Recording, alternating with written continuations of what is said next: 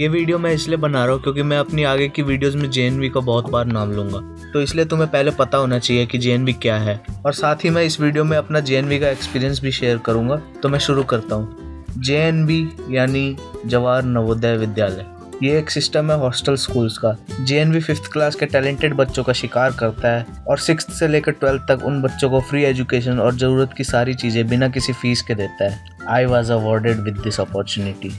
Hostel में रहना, खाना, पढ़ाई, sports, music, art, school uniform, sports item, stationery item, तेल, साबुन, ब्रश, गद्दे, तकिए, जो कुछ भी चाहिए होता है वो सब कुछ बच्चों को दिया जाता है बिना किसी फीस के।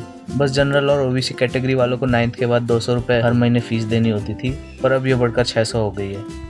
तमिलनाडु को छोड़कर जेएनवी स्कूल्स पूरे इंडिया में फैले हुए हैं। हर डिस्ट्रिक्ट में एक जेएनवी है। लगभग 660 जेएनवी स्कूल्स है पूरे ऑल ओवर इंडिया, और उसमें से अभी लगभग 560 फंक्शनल है। दिल्ली में 2 जेएनवी है, एक मुंगेशपुर और एक जाफरपुर में।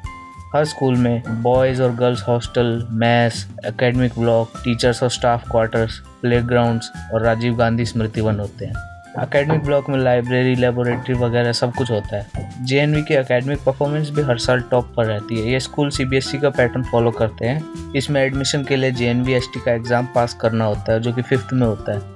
हर साल हर जेएनवी में 6th क्लास के लिए एग्ज़ाम के थ्रू सिर्फ 80 बच्चे सिलेक्ट होते हैं।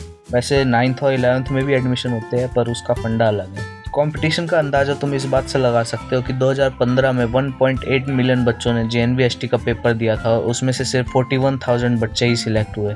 मैं विकिपीडिया पेज का लिंक दे दूंगा डिस्क्रिप्शन में, तो अगर तुम्हें और जानना हो तो तुम वहाँ से जान सकते हो।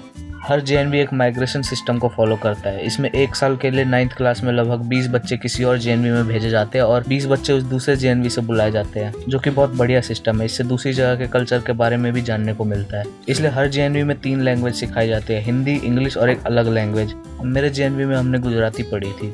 जैसे आईआईटी वाले आईआईटीएन होते हैं, वैसे ही हम जेएनवी वाले अपने आप को नवोदयन कहते हैं। 5th क्लास में सर ने कहा फॉर्म भरोगे जेएनवी एसटी का? मैंने हाँ बोल दिया, जबकि मुझे पता भी नहीं था कि जेएनवी क्या है, और 5th क्लास की फरवरी में मैंने पेपर दे दिया। फिर मैंने दूसरे स्कूल में एडमिशन ले लिया 6th क्लास में। उसकी 2 महीने की छुट्टियों में मुझे पता चला कि मैं पास हुआ हूँ जेएनवी एसटी में, और फिर जुलाई में एडमिशन शुरू हुआ। तब शायद मैं 11 साल का था। तब मुझे कुछ पता नहीं था कि कैसे रहूँगा जेएनवी में, पेरेंट्स से दूर, यहाँ के दोस्तों से दूर। पर हमारी 5th क्लास से 3 बच्चों का सिलेक्शन हुआ था, तो इसलिए शायद मैंने सोचा कि रह लूँगा वहाँ। ज़रूरत की चीज़ें बक्से में भरकर हम वहाँ ले गए, और 13 जुलाई को मेरा एडमिशन हुआ। मैं बहुत नर्वस था। हम 3 दोस्तों में से एक को शिवालिक हाउस मिला था, दूसरे को अरावली, और मुझे उदयगिरी मिलने वाला था, पर पेरेंट्स ने बात करके मेरा भी अरावली में करवा दिया। अंदर से अच्छा नहीं लग रहा था कि पेरेंट्स छोड़ के जाएंगे, पर उस टाइम कुछ बोला नहीं पेरेंट्स को। वैसे अगर बस से जाए तो 1.5 घंटे लगते हैं जेएनवी से हमारे घर, तो हम कभी भी लीव लेके जा सकते थे। फिर हमारे पेरेंट्स हमें हॉस्टल में छोड़ के गए। मुझे नहीं पता था इतने सारे नए बच्चों और सीनियर्स के बीच में कैसे रहूँगा, पर तब इतना पता था कि मेरे जैसे और भी 79 बच्चे हैं यहाँ पे। कम से कम मेरे पास 5th क्लास के दोस्त हैं जिनके साथ मैं बात कर सकता हूँ, वरना तो किसी और को जानता भी नहीं था। वो दिन शायद 24 घंटे की बजाय 50 घंटे का था। मुझे घर जाने का मन था। बाद में बहुत रोना धोना हुआ घर की याद में। शुरू में थोड़ी दिक्कतें हुई, पर धीरे धीरे मैं एडजस्ट हो गया। पेरेंट्स की तरह देखभाल करने वाले टीचर्स जेएनवी के अलावा और कहाँ मिलेंगे। मैंने नए भाई जैसे दोस्त बनाए। सीनियर्स भी उस टाइम ठीक ही थे। जेएनवी का डेली रूटीन बहुत बिजी रखने वाला था। सुबह जल्दी उठो, पीटी में जाओ, नहा धो के ब्रेकफास्ट करो, फिर स्कूल जाओ और पढ़ाई करो। स्कूल टाइम के बीच में ब्रेक भी होता था। दोपहर में स्कूल टाइम के बाद लंच, फिर 1 से 1.5 घंटे का रेस्ट टाइम, फिर एकेडमिक ब्लॉक में डे प्रेप, जिसमें कुछ भी करो, सेल्फ स्टडी या होमवर्क, या टीचर ना आए तो मज़े करो। फिर 1 से 1.5 घंटे का गेम्स टाइम, फिर उसके बाद नाइट प्रेप, उसमें भी बैठ के पढ़ो एकेडमिक ब्लॉक में। फिर डिनर, हाउस मास्टर का हाउस में आना, फिर 10 साढ़े 10 बजे लाइट बंद। पापा या मम्मी हर महीने में 2-3 बार संडे को आ जाते थे मिलने के, पर मैं हमेशा कोशिश करता था कि मुझे लीव मिल जाए और मैं घर पे रह के आऊँ कुछ दिन। दिवाली और सर्दियों की छुट्टियां भी मिलती थी, और गर्मियों में तो 2 महीने की छुट्टियां मिलती थी। मैं फिर भी कोशिश करता था कि मुझे लीव मिल जाए।